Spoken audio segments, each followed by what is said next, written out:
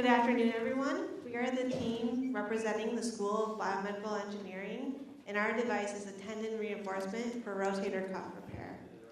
So just as a brief background of a rotator cuff, is a group of 4 major muscles and their corresponding tendons, and you can see them depicted in the pictures here on the screen. And it's used to stabilize the shoulder joint and also to act as a cable system to position your arm in space. Unfortunately, sometimes these tendons tear, and there are over 80,000 rotator cuff repairs performed annually. However, up to 80% of these repairs fail. The mechanism of the failure is suture pull-through, as you can see here in the clip below.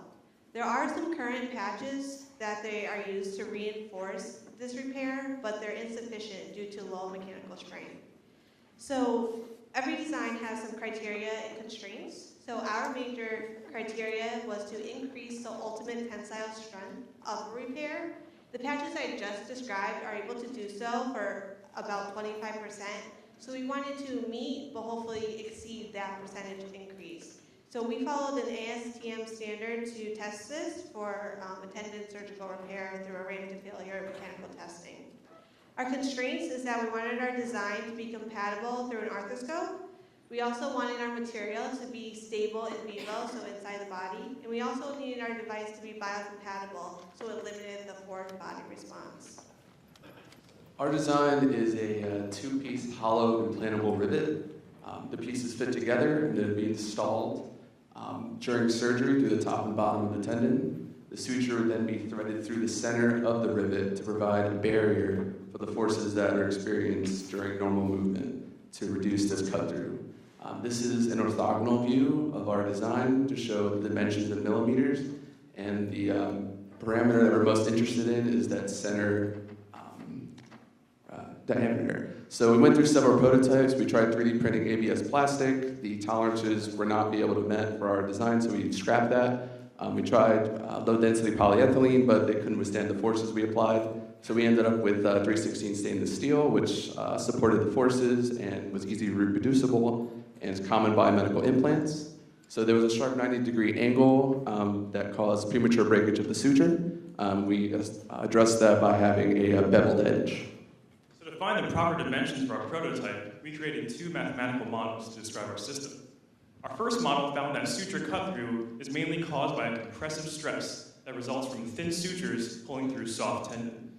Think, for example, a thin wire cutting through cheese. So in our tendon suture model below here, we show this stress as the rivet stress.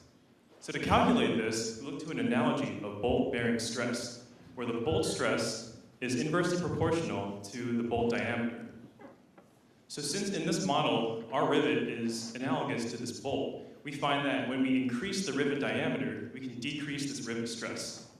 In essence, just by changing the geometry, we can reduce suture cut-through. However, increasing the rivet diameter will also create a larger hole in the tendon.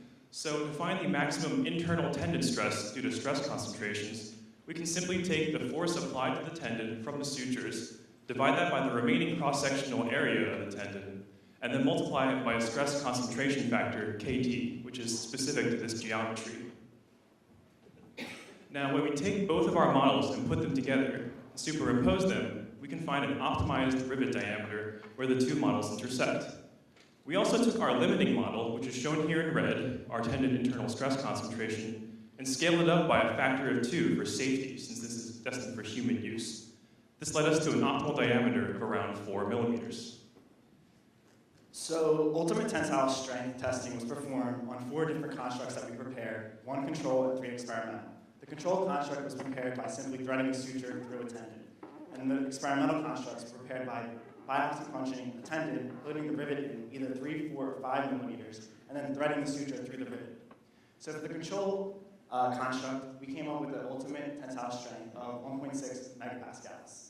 This increased almost twice as much with the 3 millimeter rivet to 3.1 megapascals, seen by the red line. It increased further with the 4 millimeter rivet, and then peaked at 6.4 megapascals, the purple line, with the 5 millimeter rivet.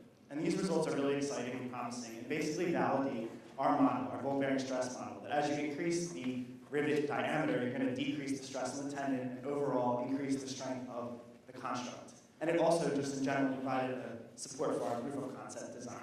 And there you can see a picture of the rivet after the testing was performed.